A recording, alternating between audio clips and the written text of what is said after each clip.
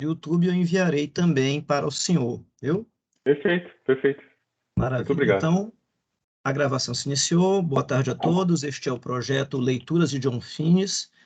E hoje nós temos a visita do professor André Fernandes Gonçalves, André professor Gonçalves graduado Fernandes. André Gonçalves Fernandes. André Gonçalves Fernandes. O professor André Gonçalves Fernandes é graduado em Direito pela Faculdade do Largo do São Francisco, é graduado em Filosofia pela Faculdade de São Bento, é mestre, doutor, pós-doutor e pesquisador em Filosofia e História da Educação pela Unicamp, tem diversos pós-doutorados em Lógica e Antropologia, participação e publicação e aparecerista em diversas revistas, é professor titular de Metodologia Jurídica e Filosofia do Direito do Seu Law School, da Faculdade Bela Vista, professor de Antropologia Filosófica, Hermenêutica, Teoria do Conhecimento e Filosofia Moral da Academia Atlântico do ISEB, é juiz de direito, ex-juiz formador da Escola Paulista de Magistrados e da Escola Nacional de Formação e Aperfeiçoamento de Magistrados.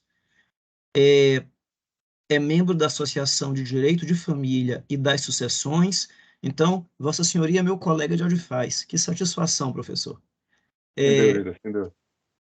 é membro também do Comitê Científico da CCFT Working Group, da União dos Juristas Católicos de São Paulo, da Comissão de Bioética da Arquidiocese de Campinas e da Academia Ibero-Americana de Derecho de la Familia y de las Personas. Conferencista e escritor de livros publicados no Brasil e no exterior, titular da cadeira número 30 da Academia Campinense de Letras e membro honorário da Academia de Letras da Faculdade de Direito do Largo do São Francisco. Hoje, o professor André Gonçalves Fernandes vai conversar um pouco com a gente sobre o direito natural e a superação do positivismo jurídico. Professor, antes de o senhor iniciar propriamente, eu queria lhe fazer assim, uma pergunta que é como se fosse um esquenta, e em Sim? seguida a qual o senhor pode iniciar sua fala. Mas é porque muitas vezes algumas pessoas me perguntam se a teoria do direito natural não é justamente uma posição doutrinária que acaba permitindo ou incentivando um certo ativismo judicial, à vista de que ela propõe uma fonte do direito que está fora dos documentos escritos, e que isso acabaria gerando um excessivo arbítrio judicial. Essa pergunta me é repetida de vez em quando, e eu noto que ela parte de uma certa, talvez, confusão acerca do que seja a teoria da lei natural, né? Então, eu lhe pergunto, o direito natural, ele conduz o juiz a um elevado grau de arbítrio? É a questão que ele propõe para a gente começar. Bom, antes de mais nada, é uma alegria aqui aceitar seu convite. É uma alegria também estar entre alunos, né? Onde eu realmente me realizo assim, plenamente, cada vez mais, inclusive, na área propriamente docente, né? Do que nas outras áreas que eu atuo, porque aqui, por enquanto, eu ainda tenho liberdade de falar o que eu penso, né? Vamos ver daqui a uns anos, não sei. Mas, de qualquer maneira, eu agradeço mais uma vez o convite. E já respondo sua pergunta, assim, embora eu vá falar isso aqui en passant, né? A respeito do próprio John Finnes, né? Mas a lei natural, eu preciso deixar claro que o direito natural, para ser mais exato, né? O direito natural, ele faz parte, certo? Ele ocupa uma ordem, vamos dizer, de juridicidade maior, em que o direito positivo, o direito posto, né? Ele se entrelaça e dialoga com ele. Então, como essas duas grandes dimensões, né? Inclusive do estudo da filosofia do direito, elas se encontram unidas, né? Como se fosse uma espécie de, vamos dizer assim, a tessitura que tem por trás de um tapete, de um trabalho artesanal de costura, né? Elas estão tão imbricadas umas nas outras, né? De maneira que, basicamente, essa pergunta ela pressupõe, né? Ao que me parece, um certo descolamento do direito natural em relação ao direito posto, quando é justamente o contrário. Eles estão como se fossem duas cabeças, desculpa, a cabeça de Jano, né? Com duas faces, né? Eles são ligados um ao outro umbilicalmente. Evidentemente que o direito natural, né, formulando os primeiros princípios, sobretudo da razão prática, né? E o principal deles, né? Que é fazer o bem e evitar o mal, né? E o direito posto, né? O direito positivo, tratando do ponto de vista da historicidade de uma comunidade política específica, né? A aplicação desses princípios de direito natural, que são essas inclinações, né? São as inclinações do ser humano, da natureza humana, né? Como inclinação a trabalhar, inclinação à procriação, inclinação às artes, inclinação ao dado religioso, a inclinação ao próprio autodefesa, a inclinação ao próprio sustento, né? E assim por diante. Então, entendidas essas inclinações dentro de um cotejo maior, de um campo maior, em que o direito natural ilumina o direito posto, né? Então, a sua resposta à sua pergunta é que isso não é para acontecer, né? Pode acontecer? Pode. Porque o trabalho de discricionalidade judicial é um trabalho, hoje ainda mais, né? Nós deixamos o Estado legal, digamos assim, de direito, né? Adentramos já há algum tempo o Estado constitucional de direito, né? Em que o juiz maneja princípios, né? Sobretudo princípios, né? Normalmente incrustados, né? Assentados na Constituição. Essa facilidade ou essa tendência, né? A se descolar, sim, do direito positivo, do direito posto, é maior, cada vez maior, e é mesmo. Mas essa discricionalidade é um trabalho que, aliás, é típico do direito, sendo, vamos dizer, hoje, ontem, ou daqui a 200 anos, ou 200 anos atrás, ou na época dos grandes jurisconsultos do direito, né, os 2 primeiros séculos de nossa era, como Modestino, Caio, Papiniano, Ulpiano, enfim, todo o trabalho de digesto, né, que nós temos aí disponível, guardado, né, até hoje, aí, graças ao imperador Justiniano, né. Então, o trabalho, o que tem que deixar claro é que a discricionalidade, o trabalho discricionário, ele é íncito à atividade judicial. Íncito. Ele é inevitável, digamos assim.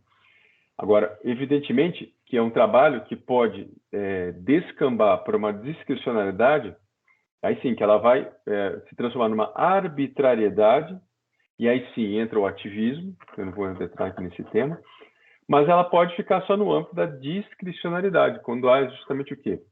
À luz da aplicação dos princípios de direito natural, há o respeito, isso é importante deixar claro, sobretudo na realidade ocidental, né, do direito ocidental, há o respeito à lei posta, ao direito positivo.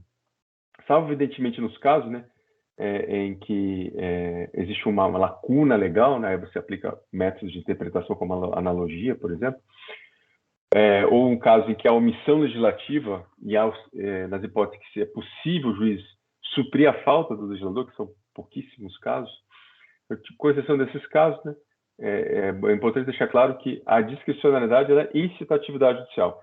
Né? Mais ou menos assim, como a interpretação, aliás, incita a atividade jurídica, que atuar juridicamente é sempre interpretar, sempre, sempre. Qualquer posição, qualquer condição, seja promotor, seja juiz, seja delegado, seja notário, seja registrador, seja estudante de direito, você está sempre interpretando, a todo e qualquer tempo.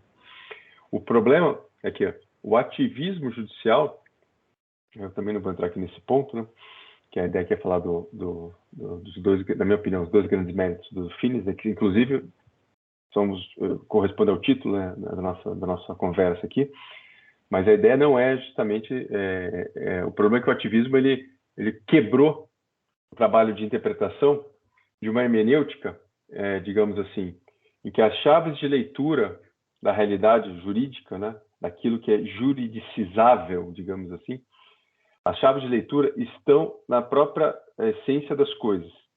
Então, para o ativismo judicial, isso está dissociado, está divorciado e compete ao intérprete do direito, aí sim, colocar-se diante da sua própria consciência as chaves de leitura que julgar necessárias, úteis, importantes, para a partir daquela interpretação daquela realidade jurídica, aplicar o direito e distribuir justiça no caso concreto. Então, o ativismo judicial, e aí eu falo mais em termos filosóficos, que provavelmente o ativismo como propriamente dito, né? Mas em termos filosóficos, o problema é que ele quebra essa chave de leitura. É como se o mundo existisse, né? Digamos assim, numa sadia interpretação jurídica, né? O mundo existe e as chaves de leitura estão no mundo. Nós temos que descobrir. E isso pode demorar 100 anos, pode demorar 200, pode demorar 500, pode demorar 2000 anos. Isso é muito bonito, inclusive, observar toda a filosofia, assim, genericamente falando, né? Como que os filósofos vão descobrindo novos princípios, sobretudo da razão prática, né? Inclusive, vão entendendo novas aplicações desses princípios da razão prática na realidade histórica concreta de várias civilizações. Isso é muito bonito observar. E a partir desse momento em que essa chave de leitura ela é divorciada da realidade das coisas, passa a ser o quê? O intelecto do intérprete, né? Um pouco assim na linha mais kantiana não que o Kant tenha culpa disso, longe, né? Mas vamos dizer assim, a partir de um certo imanentismo filosófico, vamos dizer assim, evidentemente que a liberdade nessa, entre aspas, escolha dessa chave de leitura, aí ela vai, vamos dizer, ela vai dançar conforme a música, né? E hoje, né, a música, né, é a da aplicação dos princípios, aquilo que o próprio professor Lênin chama de panprincípiologismo, que é um pouco isso mesmo, né? Aplica só os princípios e esquece a lei posta, né?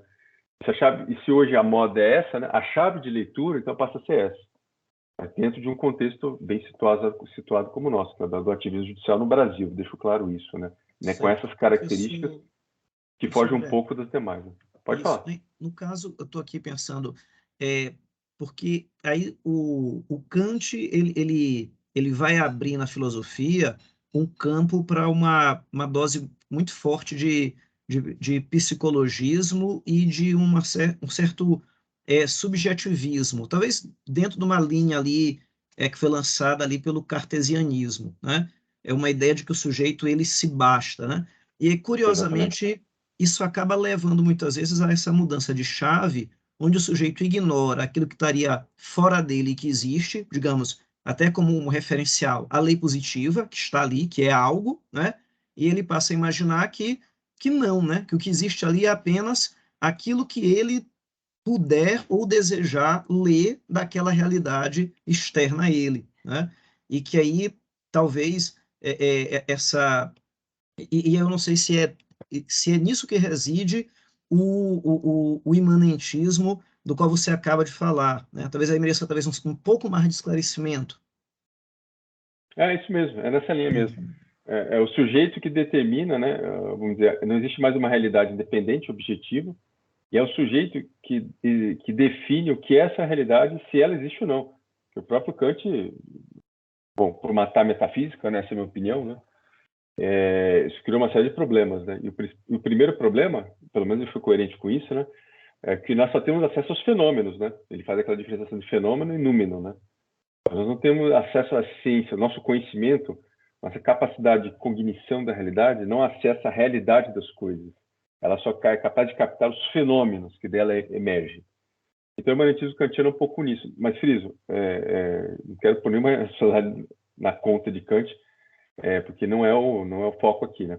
O fato é que começa, como você bem relatou antes, lá com Descartes, né? Um pouquinho antes, inclusive, né? Na verdade, é o pai de tudo isso aí, né? Isso começa um século antes de Descartes, né? E o pai de tudo isso meu branco agora, não ia falar do menismo, não. Daqui a pouco eu lembro o nome. Mas começa lá com ele, né? Isso vem sendo desenrolado e vem sendo só, vamos dizer assim, se aprimorado, sendo processado, até que nós chegamos na situação atual, né? Em que, com o estruturalismo, né? Que se matou o sujeito, né? Então, hoje o homem nem sabe mais o que é homem, né? Sabe tudo, né?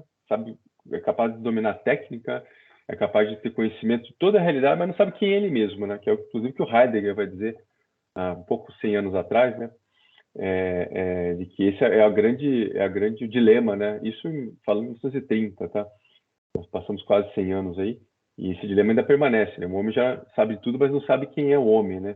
Então isso acaba gerando um problema que evidentemente, né?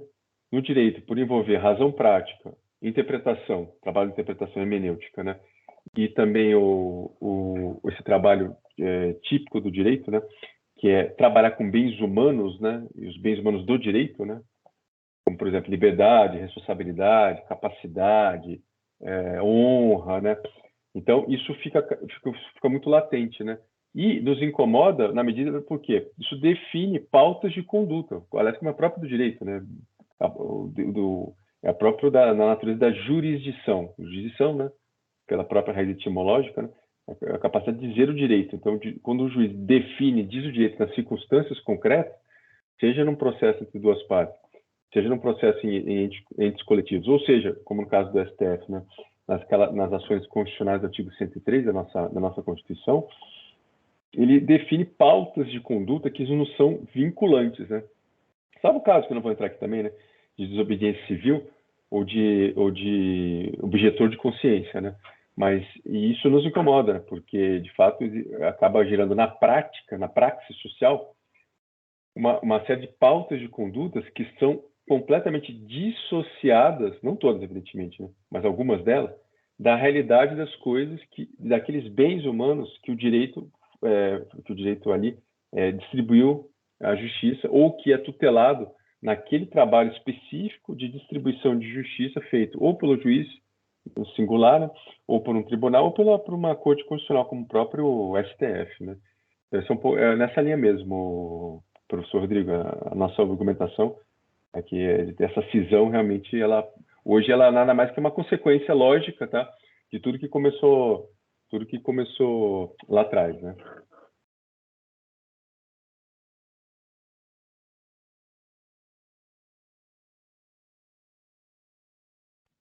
Muito bem. Podemos, então, seguir adiante, então, professor, né? E aí, afinal de contas, o que esperar, não é, do direito natural agora, no século XXI? Né? O que nos resta? O direito natural tem uma capacidade incrível de se reinventar, né? Tem um amigo meu que é professor, né? Ele diz que costuma ter uma definição muito feliz, né? Que pelo menos na área de filosofia do direito, né? Mas isso também pode ser estendido, né? Assim, tout court, né? Como diria em francês, para todos os demais profissionais de direito. É que todos nós somos justnaturalistas, só alguns que têm noção disso. E é um pouco isso mesmo, né? Então eu começo eu achei essa definição um pouco assim, estranha, mas depois eu fui me convencendo, né? De que é isso mesmo, né? Então, todos nós somos justnaturalistas, né? A diferença é que alguns têm noção disso, né? Outros não têm, né? Porque se você for escarafunchar, e mesmo ver as linhas do positivismo, basta dizer que tem uma corrente chamada positivismo includente, né? Que, na minha opinião, é um contrassenso epistemológico tremendo, né? Um positivismo que aceita um diálogo com o direito natural, né? Se fosse positivismo duro, né? A la Kelsen, né? É o raiz, né? Vamos dizer assim, positivismo raiz. Isso jamais passaria na cabeça, né? De qualquer positivista dessa época, né?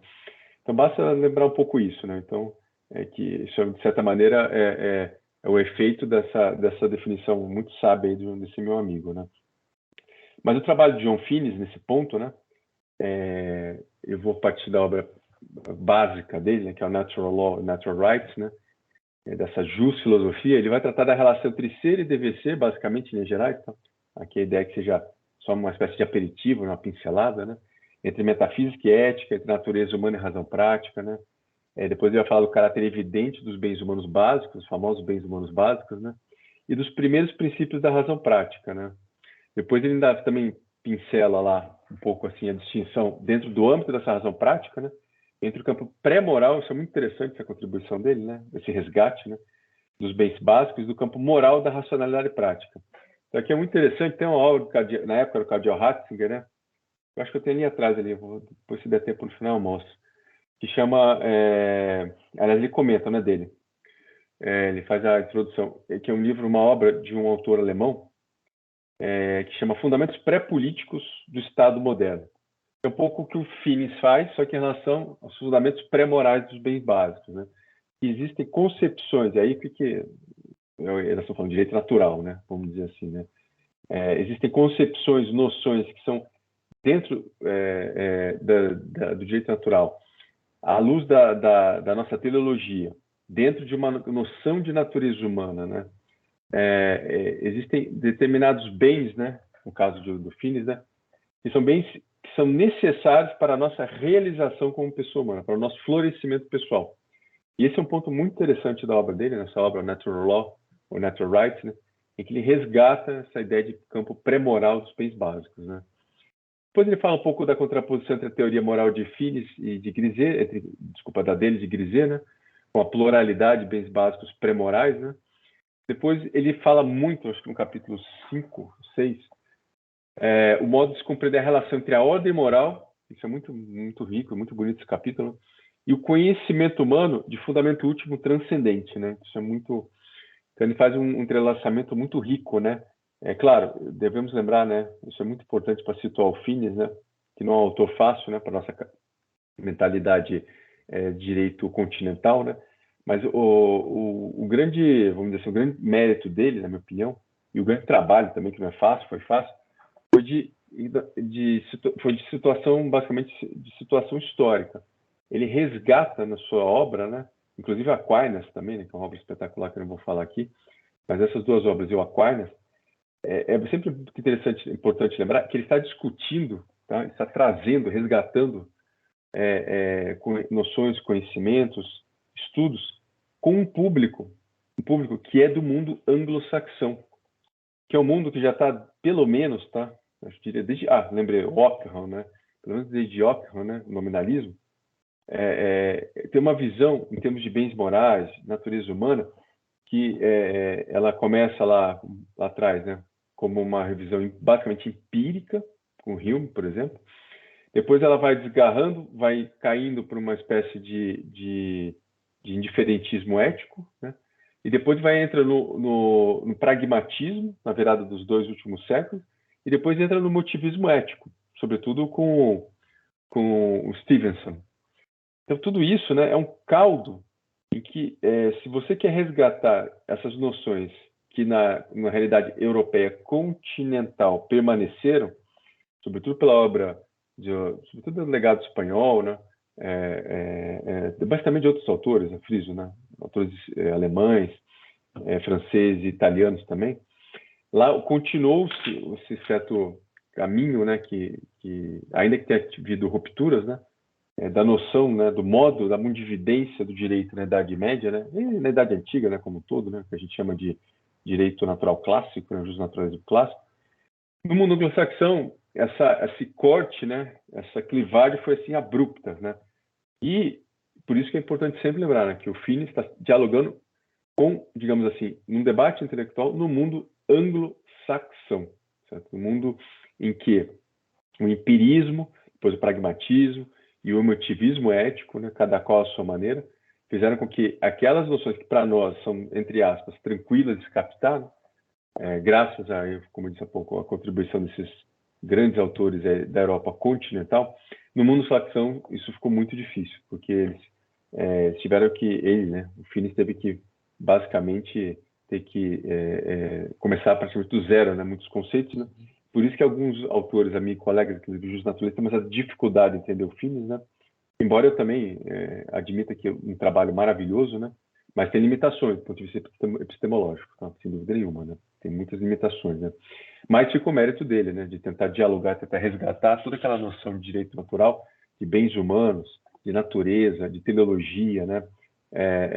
Num ambiente que era completamente avesso, eu diria praticamente entre aspas, já ignorante, né? Em relação a esses conceitos, né? Por isso que ele admite a própria lei de Hume, né? O Finis admite isso, né? Logo na obra, né? Ele também sustenta que os primeiros princípios da razão prática, né? Sobretudo em fase o bem evita o mal, né? E os correspondentes bens humanos básicos são evidentes per se e não requerem demonstração, mas sobretudo experiência, né? Na medida que não são inatos, né? Ele também, no terceiro momento, né? Distingue claramente entre o bem e o mal, no sentido pré-moral, que eu falei há pouco, né? Depois ele identifica entre vários bens básicos pré-morais, né, com seus correspondentes princípios primeiros de razão prática, né, leva o próprio Finis, inclusive, a questionar algumas, ou pelo menos ter uma posição crítica, né, de algumas teorias éticas que sustentam a existência de um único fim dominante por cima dos demais bens e dos fins próprios do ser humano, né, que é a ideia de esclarecimento moral, plenitude humana integral, né? É o demonia, né? Vamos dizer assim, sentido clássico, a beatitude imperfecta, né? dos latinos, né?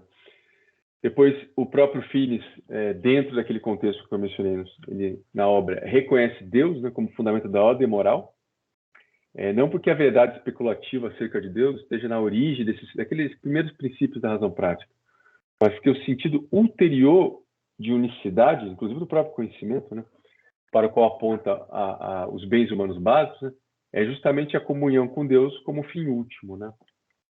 Depois o próprio Finis, aí nesse ponto ele é muito feliz, né? E vamos dizer assim, dentro do contexto, né, de resgate, né, na obra Natural Law, Natural Rights, né?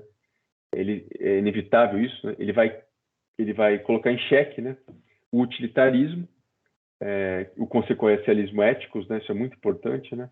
E depois desse, vamos dizer assim, desse brevíssimo passeio, né, sobre o pensamento de Finis, mas brevíssimo mesmo, né? Foi até um pouco acelerado, peço perdão para vocês, né? Mas aqui minha ideia, dentro desse colocado mosaico, né? Na minha opinião, isso inclusive é em conteste, tá? Sejam colegas justnaturalistas que, vamos dizer, têm alguma afinidade pelo Finis, ou aqueles que acham que o trabalho dele é muito limitado, né? Ou pelo menos é superestimado, né? Mas tem dois dos maiores legados do seu pensamento, né? Não tenho a menor dúvida quanto a isso, né? Inclusive são os títulos, né, da nossa conversa aqui, né? Que é a superação da ingênua e ascética metodologia positivista de Kelsen. Esse é o primeiro grande legado dele, né? E o segundo é o resgate dos fundamentos da razão prática. Então, vamos começar pelo segundo, tá? Vai ficar mais fácil entender o primeiro. Mas o próprio Boaventura Souza Santos, numa obra que eu cito na minha obra de mestrado, né, no meu livro de mestrado, ele menciona que o direito, né, ele captou isso, né, uma frase, uma expressão muito feliz, né, que o direito reconduziu a complexidade da vida jurídica, a secura da dogmática, e o próprio direito vai redescobrir o mundo filosófico em busca da prudência perdida, da razão prática perdida, né? E, sem dúvida, Finis foi um dos mais acentuados estudiosos dessa redescoberta do direito como racionalidade prática, como razão prática, como prudência. Isso é muito... Isso é de uma... depois que você passa para o ambiente universitário, no meu caso, pelo menos, né, de natureza positivista, e você passa a entender, né, demora alguns anos até você captar isso, pelo problema, assim, elementar de que nós não temos essa base, né, pelo menos no ensino médio, né, muito mais na faculdade, né, ainda mais na minha, né, que era, vamos dizer assim, era o sacrário do positivismo jurídico no Brasil, né, sempre foi, né, pelo menos até o movimento dos pós-positivismos, né. Quando você começa a entender, não quero que ninguém caia da cadeira, por favor, mas quando você começa a entender que direito é uma prudência, tá? É uma prudência, e não uma ciência, ainda que haja uma ciência que investigue, que é muito bom. Quando você entende que o direito não é ciência, que é prudência, que é razão prática, que é racionalidade prática, você, vamos dizer assim, é como se você começasse a se enxergar o mundo do direito, né? A realidade jurídica, você deixa de ver em preto e branco, tá? Que aliás é próprio do positivismo, né? E passa a ver tudo colorido, certo? Então, isso o Finis teve uma capacidade assim, ímpar, né? Não só de demonstrar, mas usar, isso é importante lembrar, dentro do contexto deles, isso mais uma vez, em que ele vai dialogar com o utilitarismo, vai dialogar com o pragmatismo, vai dialogar com o empirismo, com o emotivismo ético, né? Para ele, vamos dizer assim, foi uma espécie de um problema, inclusive, né? De como levar essa ideia, essa redescoberta de como prudência para um ambiente, pelo menos no mundo acadêmico anglo-saxão, em que já não se falava mais de prudência, em que prudência era basicamente sinônimo de acautelamento, de apoucamento, cuidado, de postura pouco, digamos assim, corajosa, retraída. Então, o Finis, ele vai beber isso em São Tomás de Aquino, né, evidentemente, né, com a definição clássica de São Tomás, né, e que as leis são proposições universais da razão prática. E desde, inclusive, do início da nossa própria formação profissional, né, o profissional do direito, o jurista, digamos assim, né, ele sempre está sempre tensionado com S, tá? Você está em regime de tensão, né? No trabalho de identificação de proposições jurídicas, né? Que são apropriadas ou válidas, né? Para o exercício da jurisdição, mas sempre em referências a outras proposições, ou quer sejam fontes do direito, como, por exemplo, o trabalho do silogismo jurídico, que é um silogismo prático, não é um silogismo teórico, igual ao matemático, certo? Embora tenha, vamos dizer, a mesma construção, né? Proposição maior, proposição menor, aí é inferência, né? Mas o trabalho do jurista, né? Do profissional do direito, é basicamente o de, nesse caso que eu mencionei há pouco, né? Sejam fontes do direito, seja o princípio de hermenêutica ou de retórica, inclusive em relação à sua pergunta, professor Rodrigo, que iniciou aqui a nossa conversa, da discricionariedade, né? Justamente em relação ao primeiro enunciado, o enunciado principal, em que o trabalho, onde reside exatamente o trabalho da discricionariedade, nessa tarefa, friso, né, de identificação das proposições jurídicas apropriadas ou válidas para o exercício da jurisdição dentro de uma historicidade, digamos assim, jurídica de uma comunidade política situada no tempo e no espaço, né?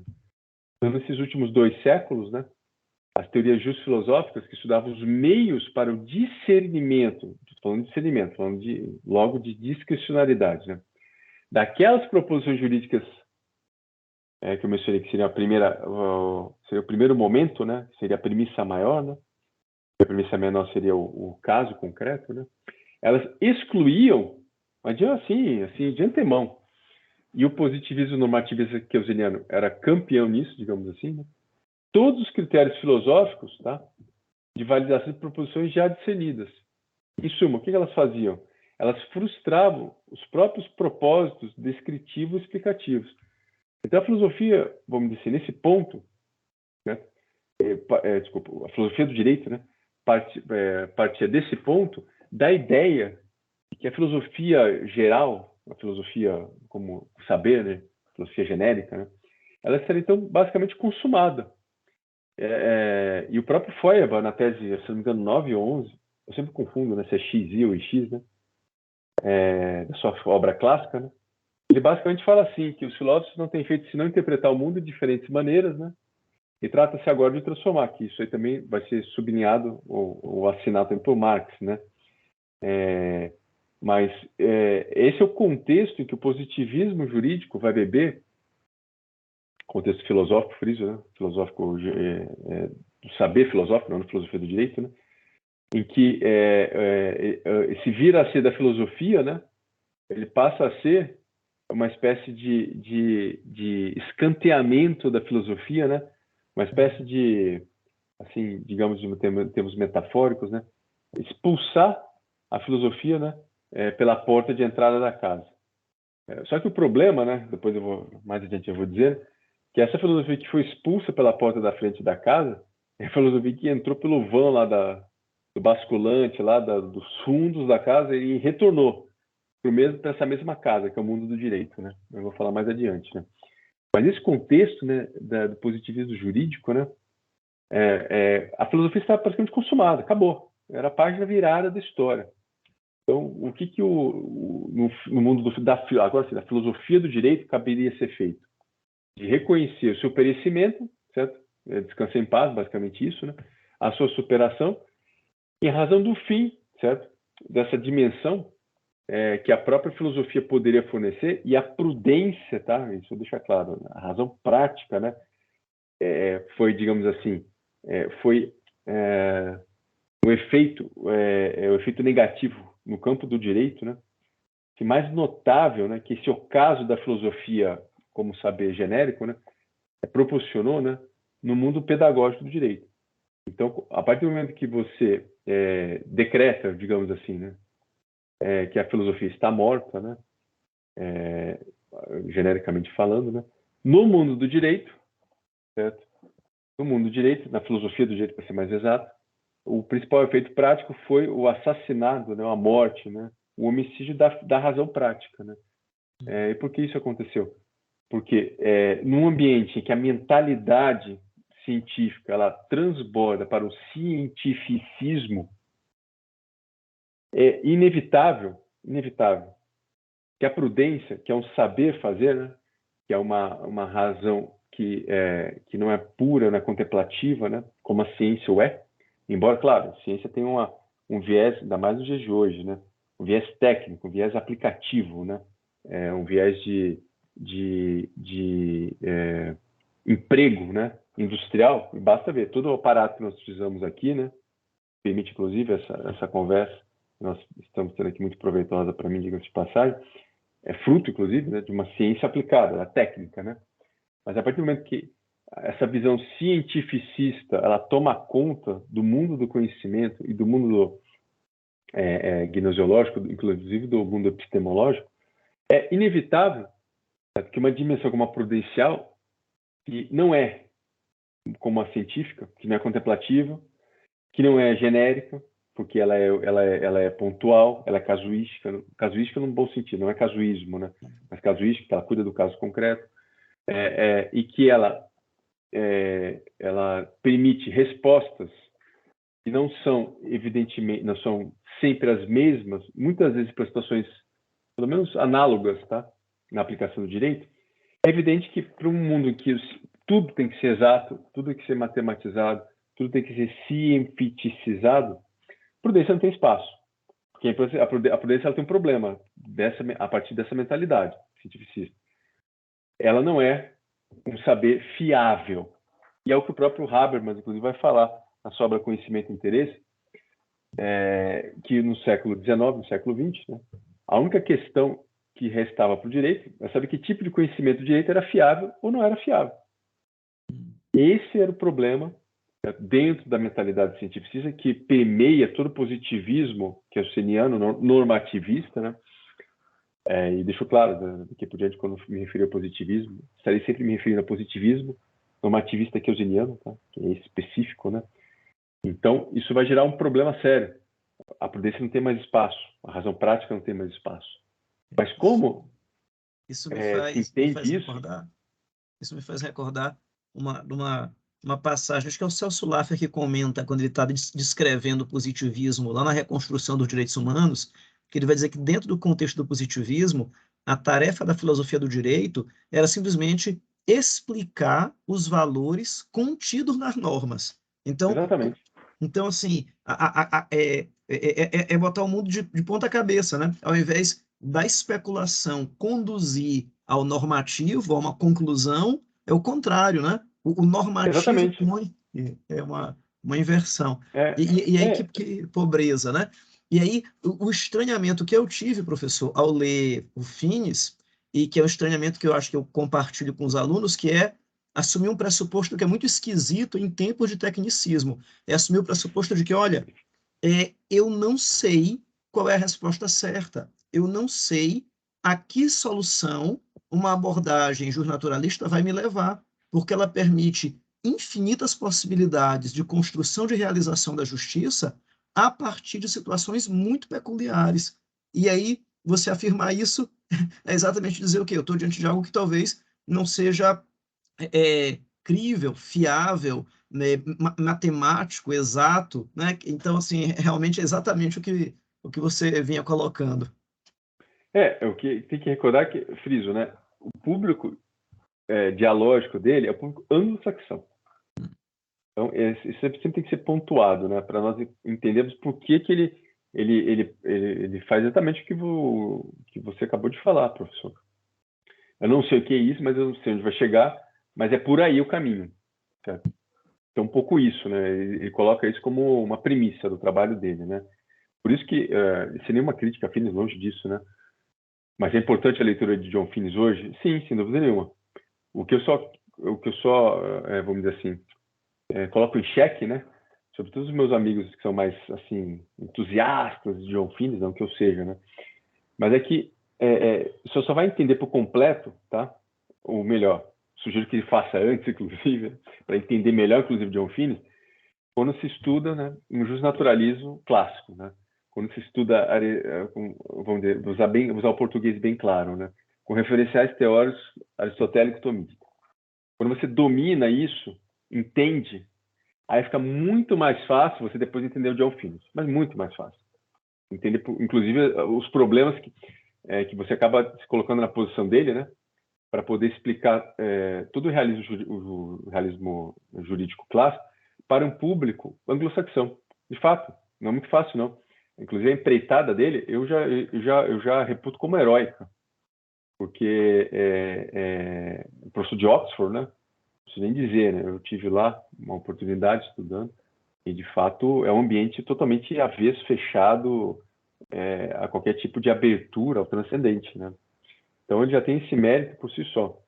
Podemos questionar a maneira, mas para se entender completamente Finis, né, é preciso antes, né, dominar o realismo jurídico clássico, tá, aristotélico, tomista, né, e os autores que hoje bebem dele, né, ou pelo menos resgatam, né, um autor que eu gosto muito. Aliás, se eu tivesse que dizer que é o meu referencial teórico, tivesse que falar aqui, né, o meu principal referencial teórico em termos de realismo jurídico clássico, né, é o Javier Ervada. Então, esse autor, para mim, ele consegue explicar toda a matriz, vamos dizer assim, raiz, né, usando uma expressão de hoje, né, que é aristotélico-tomista, né, nos dias de hoje, em uma linguagem acessível, e por isso que eu, inclusive, recomendo vivamente as obras dele, né.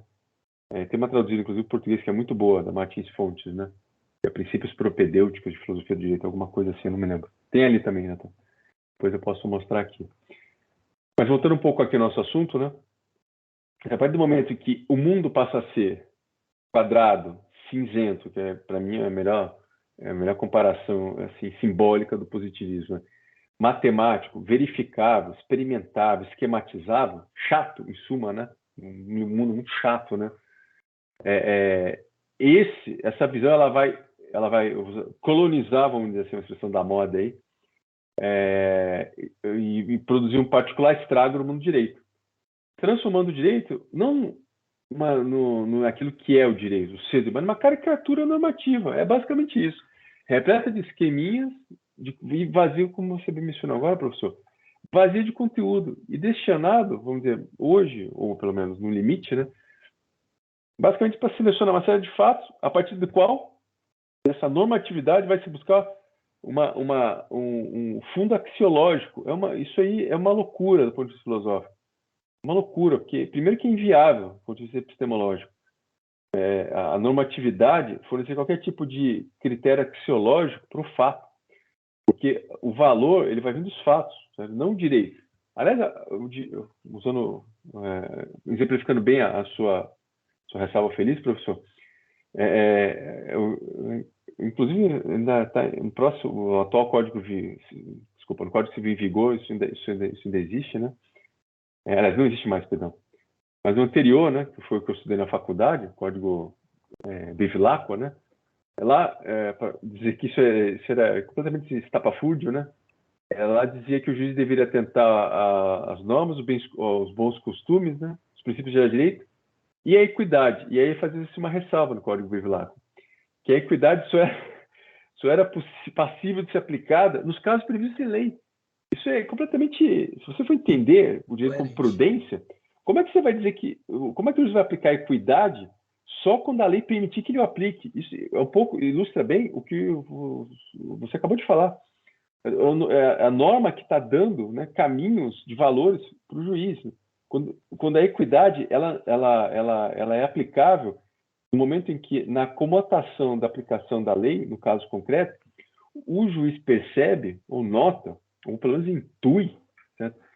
Que o resultado daquela aplicação vai descambar, vai produzir um injusto concreto. Aí, é essa condição. É uma condição, inclusive, fática, não é uma condição jurídica. Eu diria até lógica também, né? Mas só nessa hipótese que o juiz ele é lícito, é válido ele lançar a mão da equidade para corrigir, não é para criar norma, não é para reescrever a Constituição, tá? Deixo claro isso, né? Para corrigir aquilo que na aplicação, dentro do trabalho discricionário dele, trabalho prudencial, certo? De estimativa prudencial, ele julgou como um excesso ou um desbordamento, né? Da lei em termos de injustiça concreta. Então, o próprio direito, a própria lei, o direito natural, ele deixa critérios, as maneiras claras quando o juiz pode e deve aplicar o vale-se de cuidado. Mas aí não, dentro desse ambiente, que é o próprio código que foi revogado, não o de 2002, o anterior, que era fruto dessa mentalidade que eu mencionei há pouco positivista, o próprio código só diz que o juiz só poderia aplicar equidade quando tivesse permissão legal, o que é um contrassenso, né? Cá entre nós é um completo contrassenso, né? Então, é mais uma prova, né? É mais uma evidência de que é a mentalidade do direito como ciência e não como prudência, né? Estou Agora, continuando nós, aqui. Sim, agora pode falar, pode só um falar. detalhe, né? Agora, curioso que nós aí caímos, né? De um extremo ao outro, né? Antes, então, a gente tinha um caráter talvez demasiado formal na concepção do direito, né? E nós agora descambamos para um momento em que nós temos um excesso de adequação, né? A norma que antes ela talvez fosse um referencial onipresente, talvez exagerado, talvez Sim, exacerbado, ela agora virou apenas uma espécie de pretexto a ser sempre construído e eventualmente até ignorado. Então, assim, nem tanto, nem tão pouco, né? A gente meio que, exatamente. os últimos 100 anos, eles foram estranhos nisso, né? A gente pulou de um lado para o outro sem passar por um meio termo, né? Exatamente, professor, muito bem observado. É,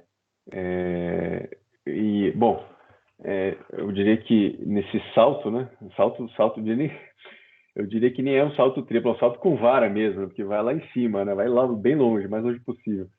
Mas nós temos esse problema, e que é, inclusive, na minha opinião, né, é o que justifica a pergunta feita logo no começo, né?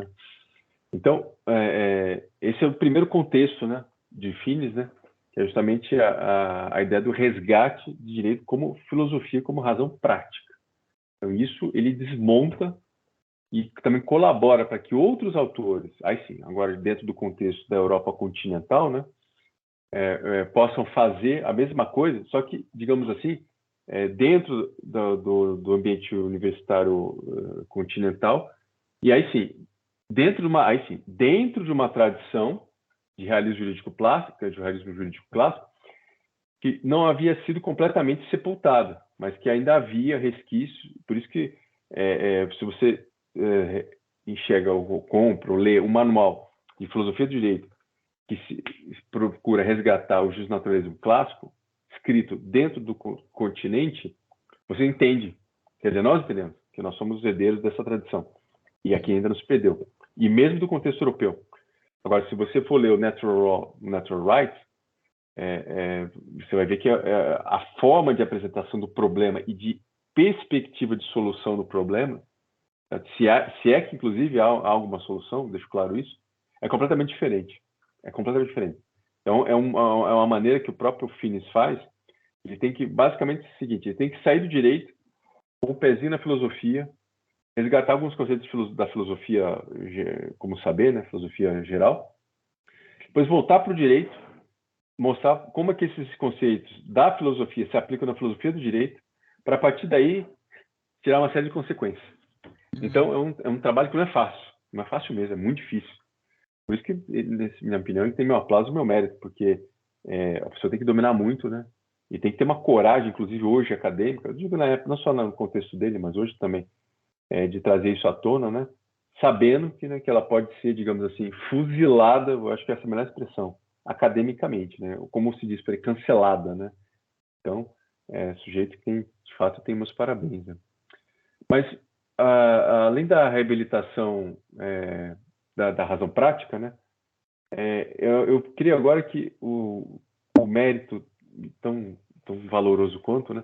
É que é o da reabilitação metodológica. Aí já entra na segunda parte aqui, né? Que o Finis faz, né?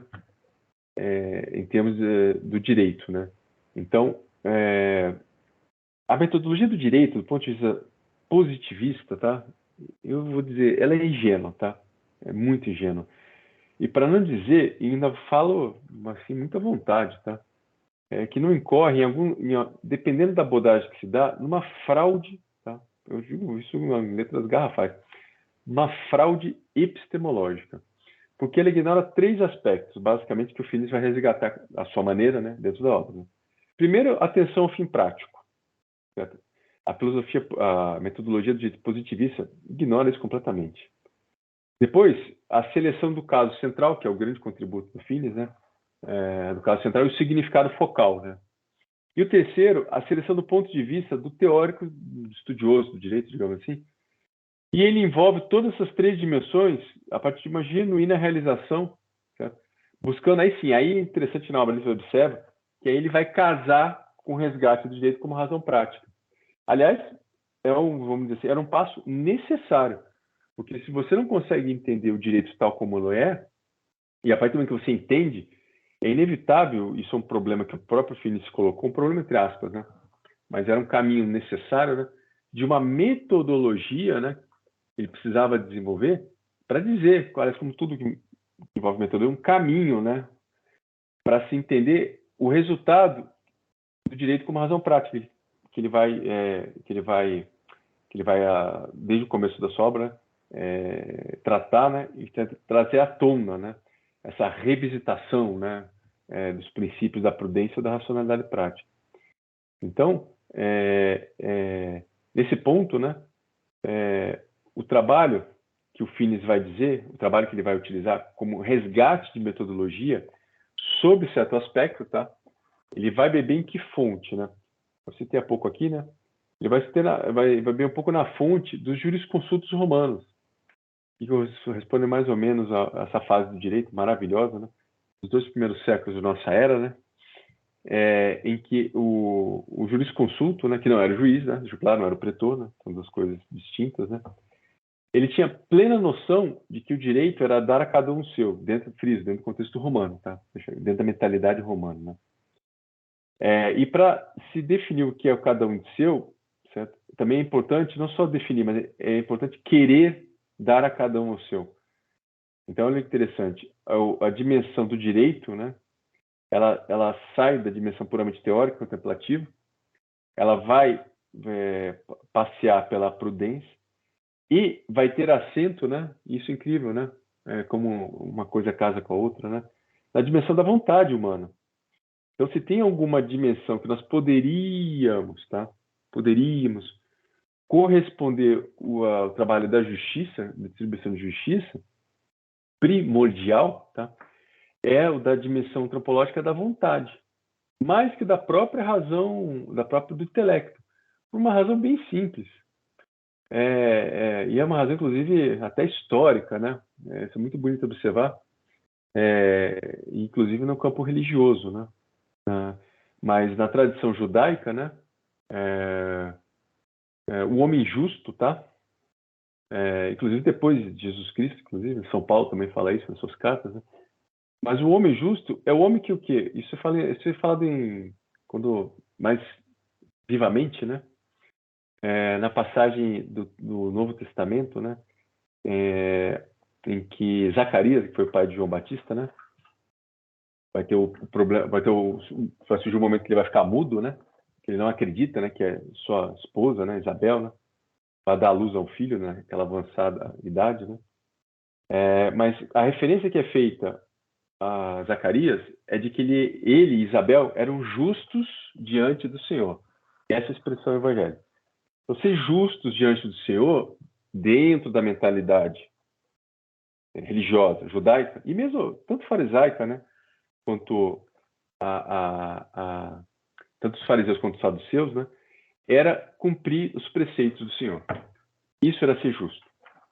E quando eu falo cumprir os preceitos do Senhor, a lei do Senhor, a lei mosaica, né? Eu estou dizendo cumprir. E a dimensão do cumprir não é uma dimensão teórica. Por isso que a justiça tem assento na vontade. Isso que eu estou querendo justificar aqui. Porque se eles dissessem que era justo, dentro dessa mentalidade, que era conhecer os preceitos do Senhor, aí nós poderíamos dizer tranquilamente que a dimensão primordial do direito seria a dimensão intelectual. Um pouco filosofia genérica, né, friso, né? Era conhecer pelo conhecer.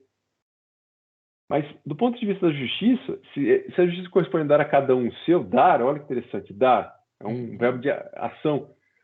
Como é que eu posso dizer que alguém é justo só por meramente conhecer os preceitos do Senhor, ou conhecer a lei, vamos dizer assim, sem entrar mais dentro dessa mentalidade judaica? Então, sujeito que é justo não é o sujeito que conhece todas as leis, todos os códigos. No limite, ele é um bom conhecedor. Só. Ponto. Ele não é justo. Agora, ele vai se tornar justo dentro dessa mentalidade que começa lá em Israel, né? Na medida que ele cumpre, não os preceitos do Senhor, mas cumpre a lei. Mas é que ele consegue cumprir. E cumprir, certo? É uma dimensão prática. Digo o termo de praxis, tá? Do grego, tá? Não prática no sentido de ser mais fácil, como a gente usa um pouco hoje. Toma um certo cuidado, tá? De razão prática. Mas olha que interessante. Essa é a beleza, inclusive, da dimensão do direito. Para eu saber, para eu cumprir, né, a lei, evidentemente, tem algum momento nesse trabalho cognitivo em que eu preciso conhecer o que é devido a cada um. Exato, exatamente. Bingo. Olha que bonito. Por isso que o direito com prudência é belíssimo, né? Você compreender isso. E não só como ciência. Né? Tem um momento científico? Tem. Não cientificista, Friso. Tem um momento cognitivo que é científico, que é contemplativo, em que você conhece o que é preciso dar a cada um seu. Porque ninguém vai dar se não conhece antes.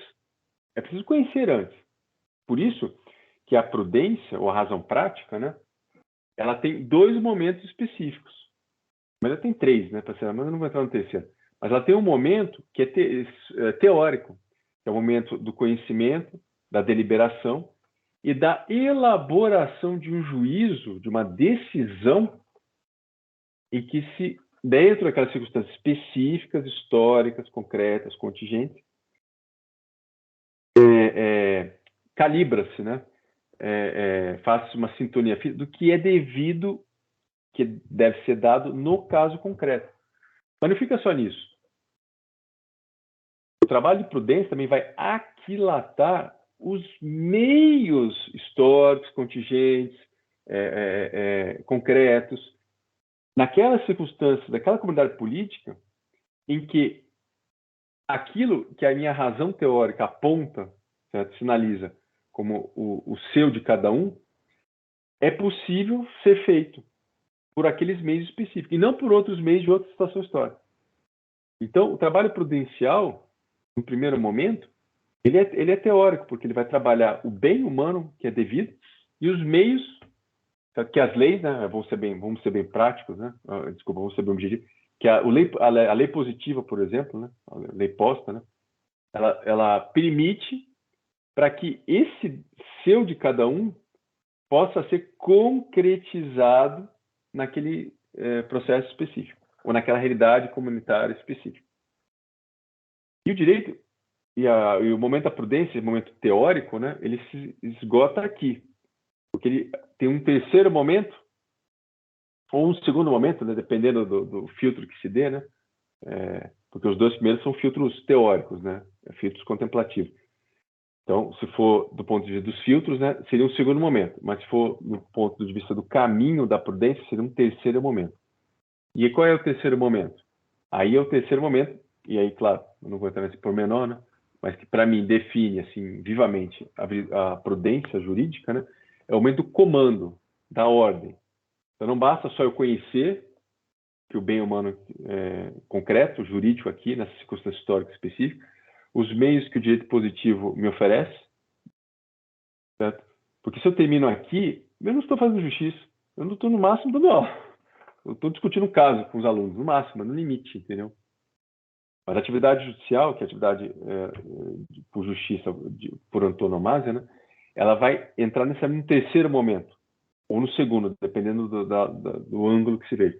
Aí sim, que é o filtro do comando, da ordem, certo? Da execução, da concretização. Então, ela não se contém só nesse primeiro momento, que é deliberativo e da elaboração de um juízo, do bem humano e dos meios necessários para se dar o seu de cada um. Ela vai demandar por um comando, uma ordem, uma execução. E aí vem, na minha opinião, o que diferencia a prudência, inclusive, da ciência, né, é justamente que ela tem esse tensionamento para um resultado prático específico, certo? Um dar a cada um o seu, uma ação, um agir. Tá? E aqui sim, tá? Nesse segundo momento, se nós viemos sob o filtro epistemológico, se o primeiro é eminentemente teórico, o segundo momento, né?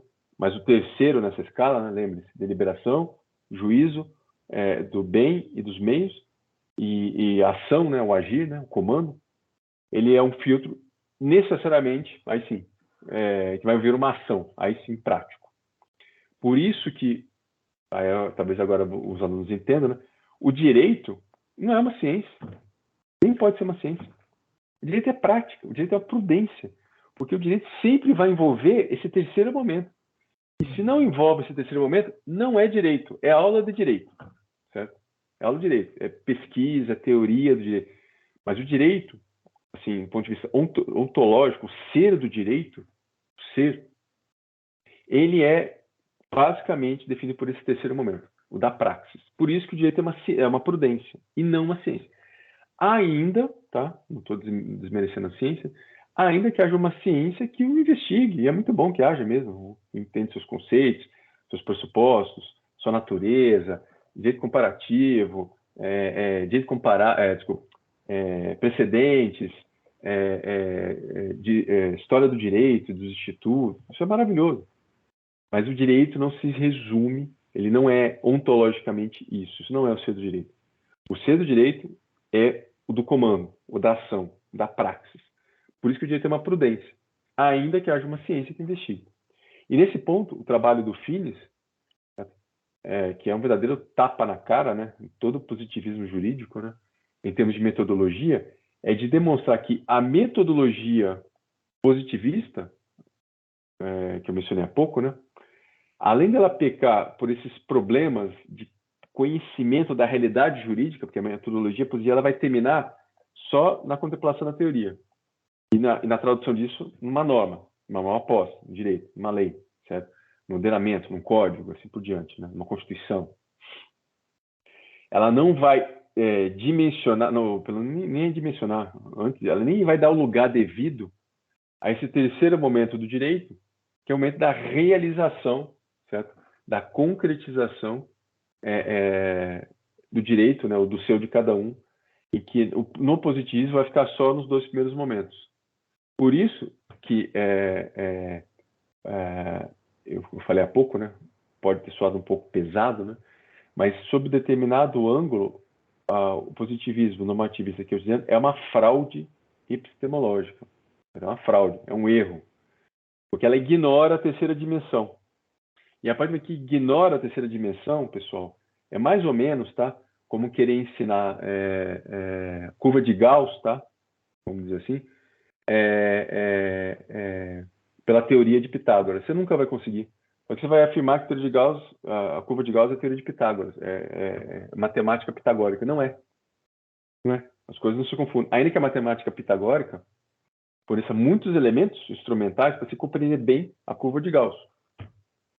Só que a curva de Gauss não é matemática pitagórica, nem se resume aos teoremas de Pitágoras, e uma coisa não tem nada a ver com a outra.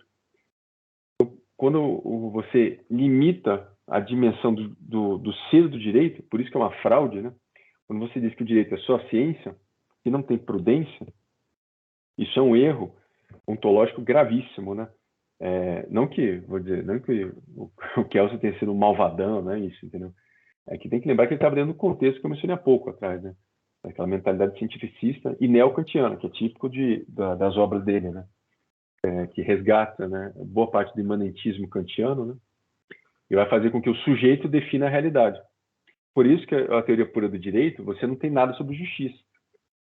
Aliás, eu posso citar aqui vários trechos, né, em que não só não tem citações, como para Kelsen, é duro até dizer isso, né? A justiça era um adereço, né? Era uma nota de rodapé na teoria do direito, né? Mas não que, friso, ele tenha feito isso de uma maneira, digamos assim, deliberada. Não, é que o conceito teórico, filosófico da época dele, ele é coerente com isso, né? Ele é muito coerente, que foi o quê? Da expulsão dos valores, né?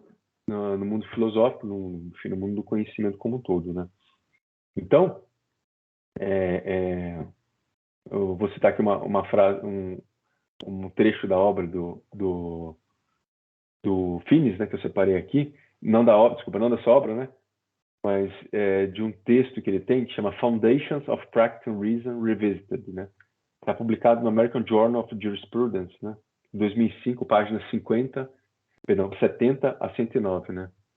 Ele vai dizer assim: que Shakespeare usou a morte de algum indivíduo real, sei lá, algum rei inglês, né, como ocasião particular, como no seu enigmático poema Phoenix and the Turtle, de 1601, que é um dos últimos poemas de Shakespeare, né?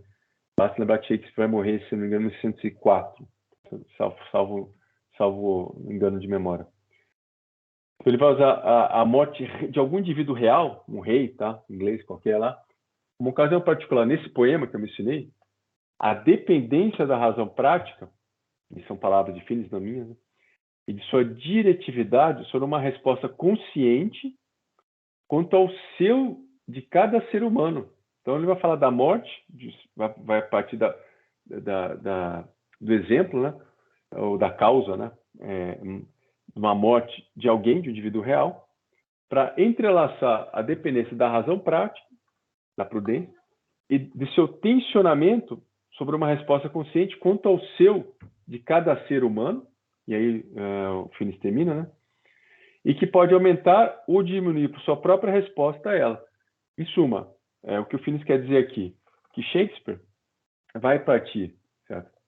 De um dado empírico, da realidade, a morte de um rei, e a partir daí, dentro desse poema, né, tem inclusive tradução em português, tá? Phoenix and the Turtle. Por indução, trabalho de indução, o próprio Shakespeare vai chegar à noção do sentido e do alcance da morte. Olha que interessante. O Finis usa essa comparação, né? O mesmo trabalho que ele tentou fazer, não que ele esteja se comparando a Shakespeare, deixou claro isso, né? Acho que em sã consciência não faria, até porque ele é do mundo, enfim, ele foi súdito da rainha, né? Da rainha Elizabeth, e é do mundo anglo-saxão, né? Mas o que quer dizer o seguinte, é que Shakespeare parte da realidade das coisas, uma morte de vida, e a partir daí ele vai, nesse poema, falando da beleza da morte, do sentido da morte, do alcance da morte, da finitude da vida humana, e tudo aquilo que ele pode deduzir como poeta, como o poeta, né? Digamos assim, como o bardo, que ele era conhecido inclusive, né? Sobre a morte, mas sempre a partir do empírico, certo? Por um trabalho de indução teórica, chegando a conclusões teóricas, plausíveis pelo menos, tá? E o que o Finis procura fazer na obra dele. Por isso que ele faz essa comparação, né? Em que ele procura também partir do empírico, que já é da essência do mundo anglo-saxão, só que é um empírico desvirtuado para um empirismo, né? Ou seja, que só a realidade visível é a realidade acessível ao conhecimento humano, e aí é o problema do empirismo, né? Mas isso não tem nada a ver com o ser empírico, né? A coisa em si, né? E a partir disso, ele vai trabalhando no resgate da razão prática, de que coisa? Do direito, evidentemente, né? Trazendo conceitos de lei natural, de direito natural, trazendo fazendo um trabalho de resgate, ou melhor, resgate não, de reestabelecimento de parâmetros, né? De uma metodologia que permita o acesso o dado empírico ao ser do direito, em última análise, né? Friso, empírico, não empirismo, tá? E nessa obra, né, ele vai fazer mais ou menos o que o Shakespeare fez nesse poema, né? Então, enfim, eu queria deixar aqui um pouco, acho que agora eu termino, já estou até adiantado no tempo. Eu queria deixar claro aqui, né, que esse trabalho do Finis, né, de resgate da razão prática, né, de recondução de uma metodologia do conhecimento do direito que respeita o ser do direito, né? Na minha opinião, são os dois grandes trabalhos que Finis faz, né? Meritórios, né? E que fazem com que, de fato, ele tenha não só os méritos nesse sentido, né? Mas que isso possa e deva ser reconhecido por nós, né? Que trabalhamos na filosofia do direito, né? Somos justnaturalistas, né? Precisamos e devemos, né, fazer como tal. Não sei, professor, devolvo a palavra aí, espero ter sido aí o mais claro possível num tema que não é muito fácil. E num autor, né? O referencial teórico também não é muito fácil. Interessante notar essa questão, não é, de como deve ter sido difícil para o Finis, dentro do contexto da jurisprudência analítica, apresentar a teoria dele da lei natural, né? Agora, uma coisa que eu notei, né, na sua fala, que me lembrou um pouco a biografia de São Tomás de Aquino, escrita pelo Chesterton, que ele fala assim: olha, o que é necessário, muitas vezes, é que você aceite que existe alguma coisa lá fora. E a partir desse ponto, você vai poder. Então, aceitar que existe algo é o necessário para você começar, a partir deste algo, deste alguma coisa, a tentar construir, né?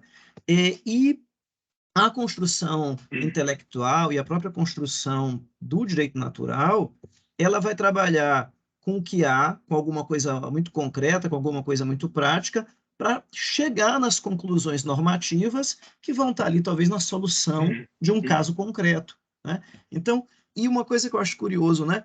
É tão difícil de explicar e, ao mesmo tempo, é tão intuitivo de praticar. Tanto que os homens nunca escaparam disso, né?